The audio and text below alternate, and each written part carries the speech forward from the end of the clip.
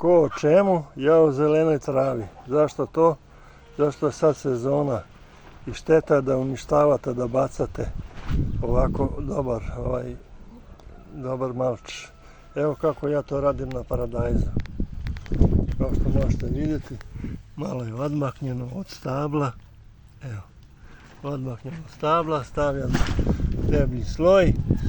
Nemam za celu leju, stavljam na onoliko koliko imam, ali da bude dovoljno. Ovdje sam ostavio prazno, zbog čega tu sam posejao dragoljub, pa će on tu da nikne, pa će mi onda bude kao malč.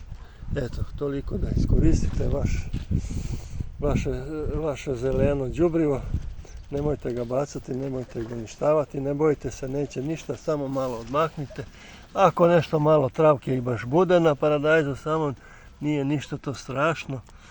Glavno da nije debeo sloj na paradajzu.